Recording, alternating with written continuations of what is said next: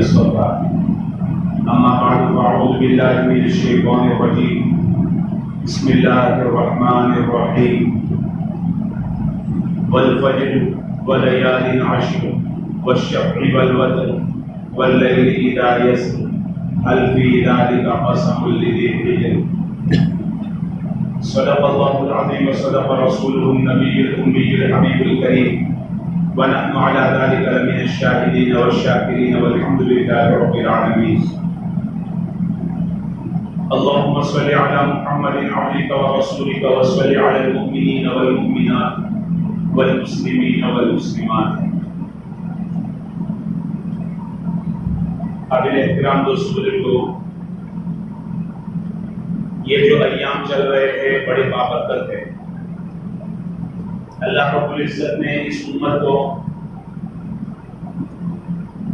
وہ ایام نصیب فرمائے، وہ دن نصیب فرمائے جن دنوں میں بندہ اگر اللہ تعالیٰ کی عبادت اخلاص کے ساتھ کرے تو اللہ رب العزت اس کو ولایت کا تاج پہنا دیتے ہیں. ان دنوں کے بارے میں اللہ کے حبیب صلی اللہ تعالیٰ علیہ وسلم کا فرمان ہے کہ اللہ رب العزت کو ان دنوں میں نیک عمل اتنا محبوب اور پسند ہے کہ ان دنوں کے علاوہ میں کیا جانے والا نیک عمل اللہ کو اتنا پسند نہیں.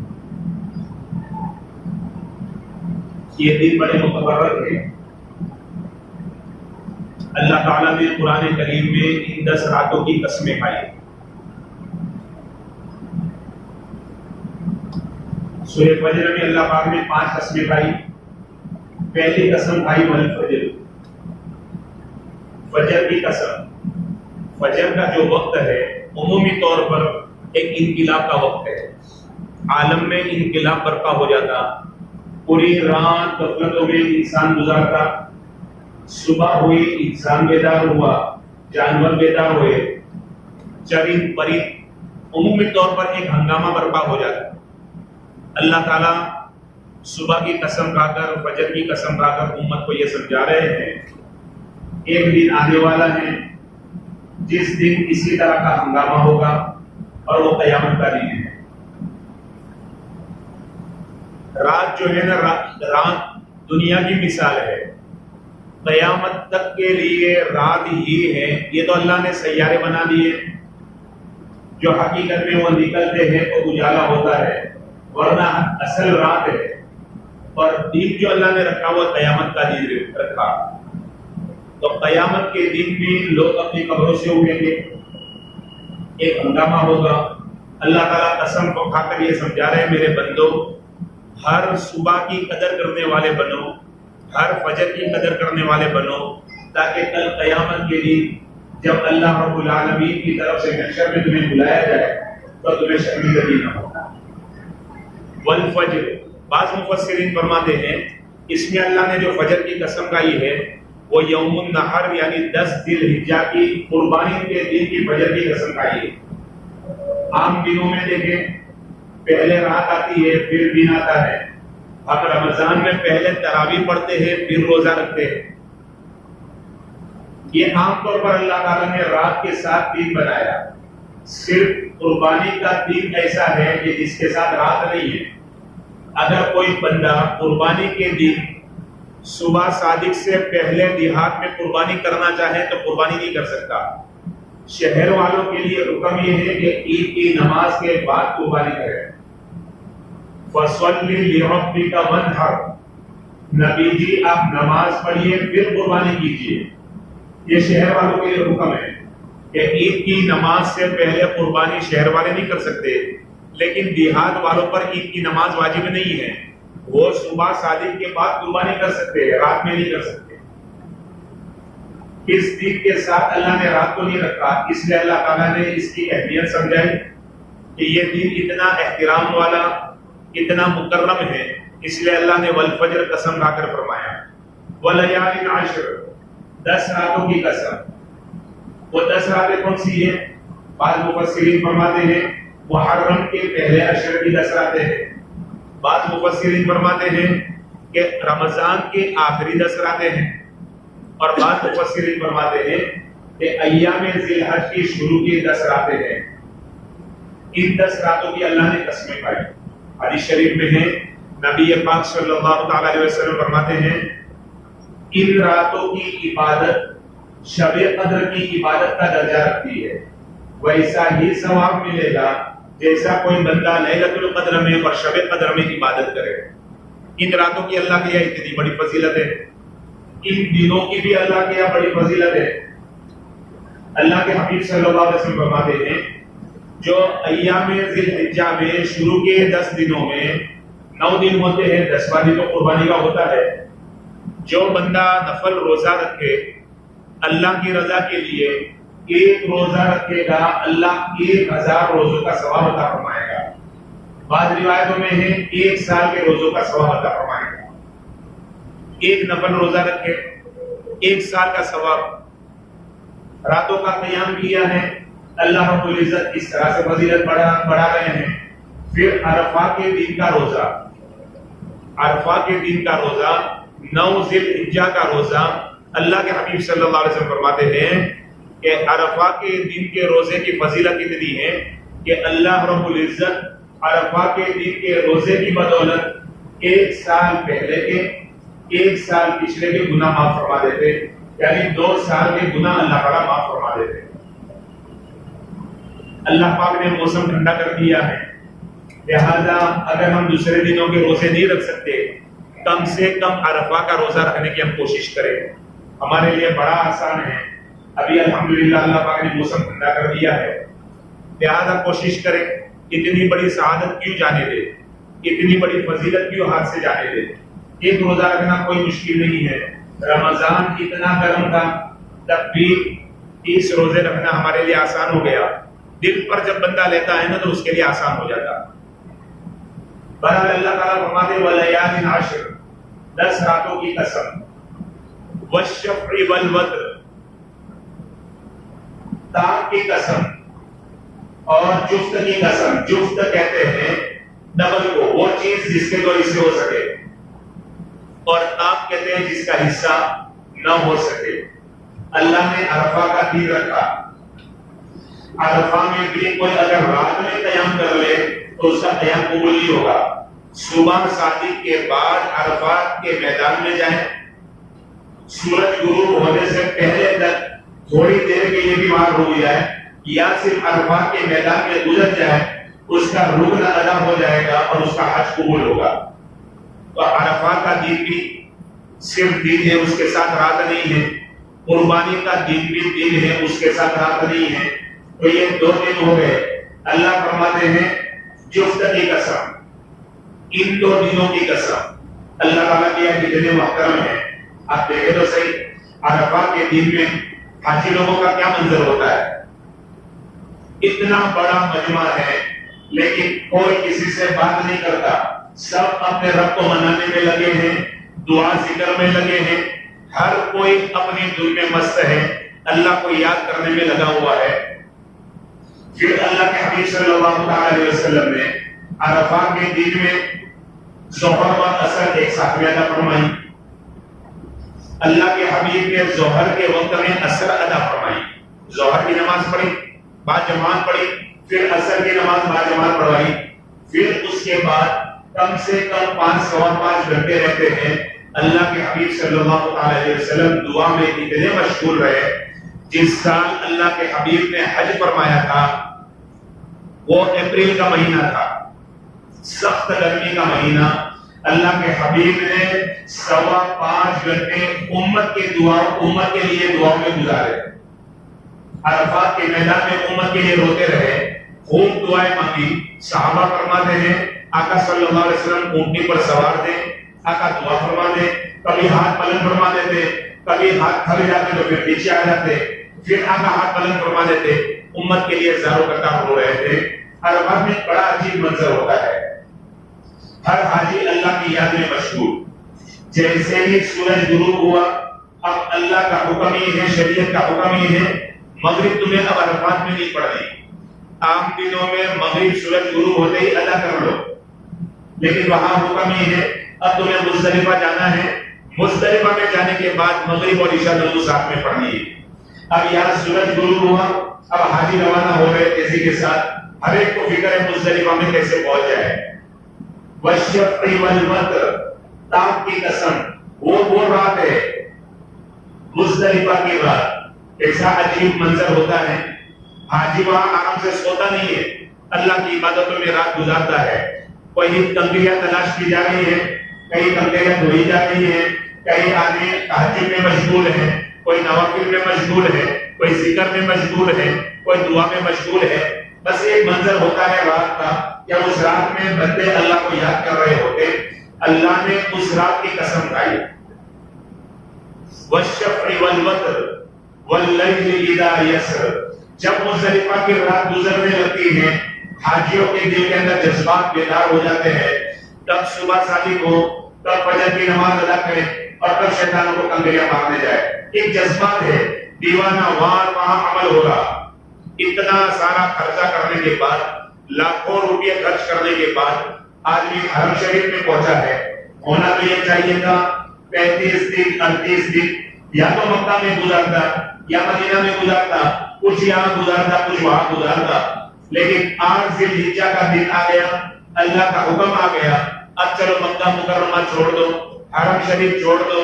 ایک نماز پر 1 لاکھ نمازوں کا ثواب مل رہا تھا، وہ ہمارے حکم سے مل رہا تھا، اب چھوڑ دو، چلو مینا میں چلے جاؤ۔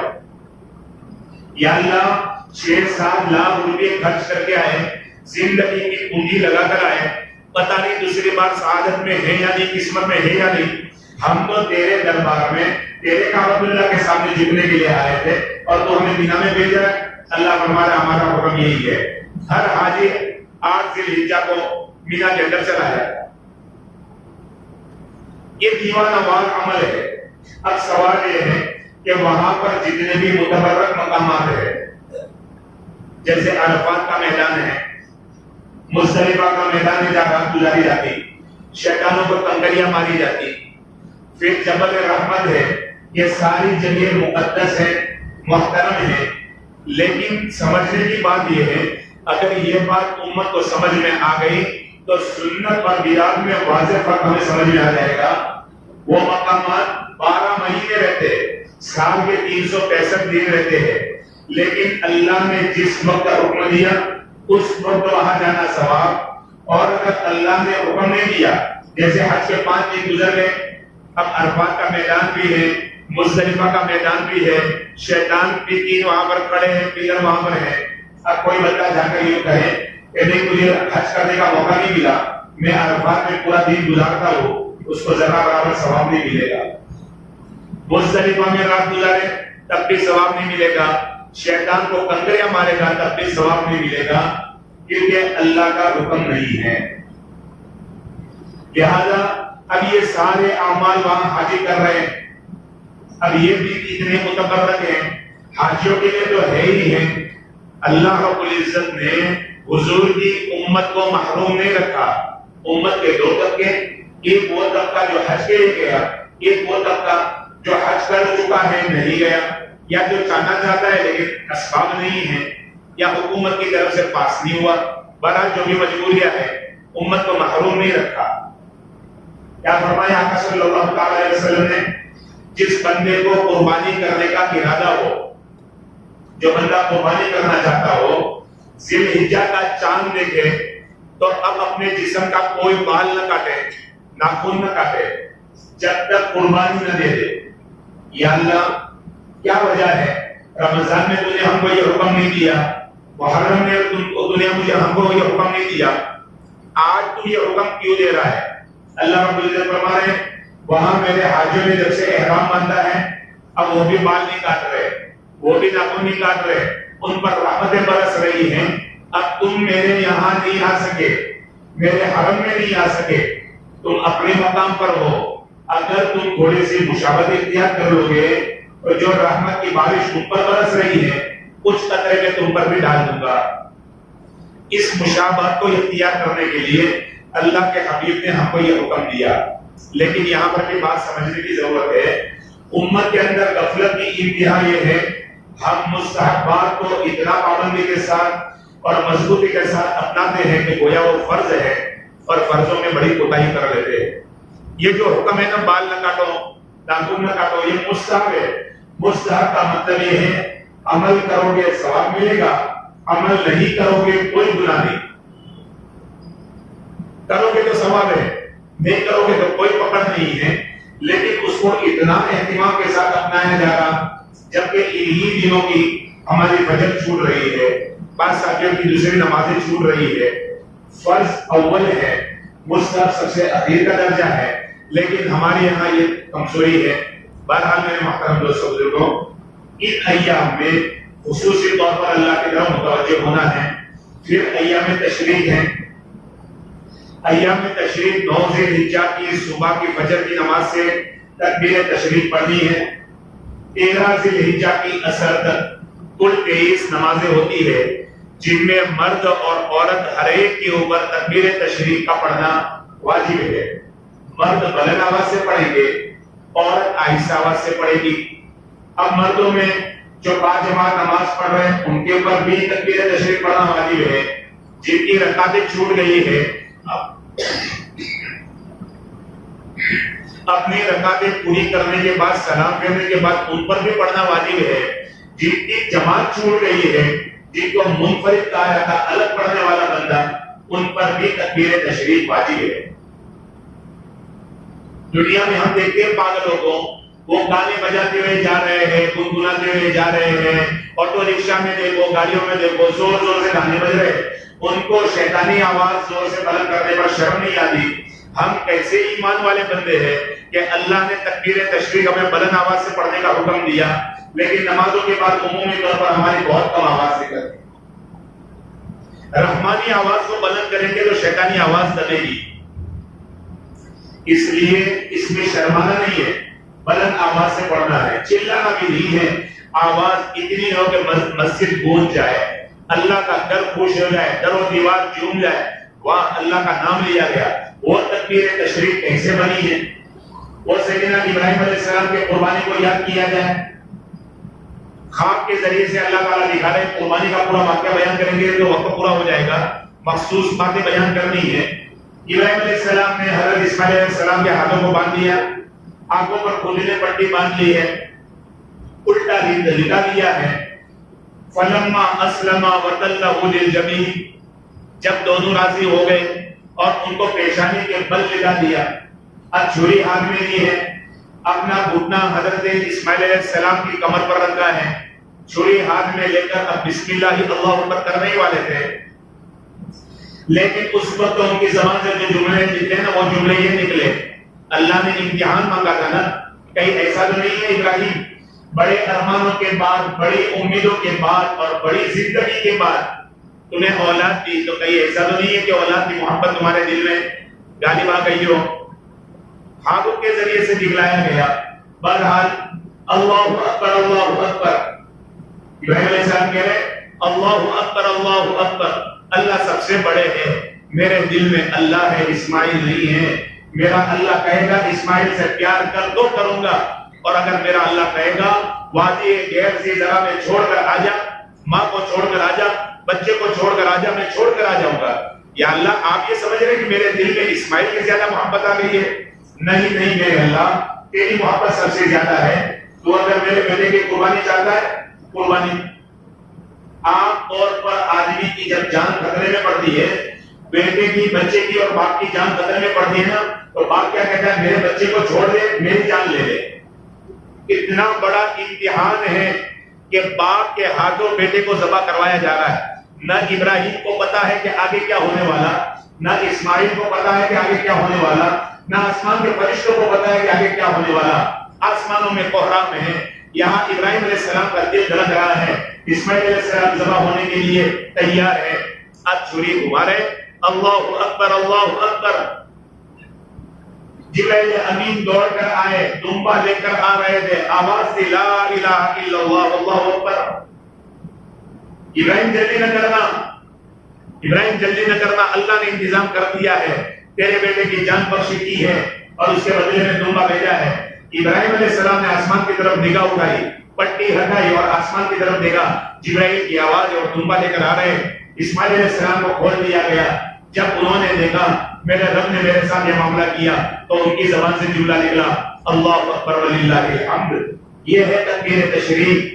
وہ منظر یاد کرے، کیا منظر ہوگا ایسے منظر کے وقت میں یہ تکبیر تشریق بنی ہے، اسی عشق کی نقل ہم کر رہے ہیں، قربانی بھی اسی کی نقل ہے۔ لہذا تکبیر تشریق محبت کے ساتھ، عقیدت کے ساتھ، ایک جذبہ ایمانی کے ساتھ پڑھنے والے بنے۔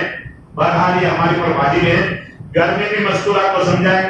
آسان ترتیب یہ ہوتی ہے، مستورات کے لیے عمومی طور پر مستورات ہو جاتی ہے، تو جہاں نماز کے ساتھ کوئی پرچہ لگ دیں، یا جہاں نماز پڑھتی ہے وہاں سامنے دیوار کے اوپر پرچہ لگا دیں، تو مستورات کے لیے بھی تکبیر تشریق پڑھنا آسان ہو جائے گا۔ واجب عمل ہے، لہذا اس کے اوپر عمل کرنے کی فکر کرنی چاہیے۔ یہ تکبیر تشریق اللہ پاک نے ہمیں عطا فرمائے۔ پھر اس کے بعد قربانی ہے۔ اب قربانی کیا ہے؟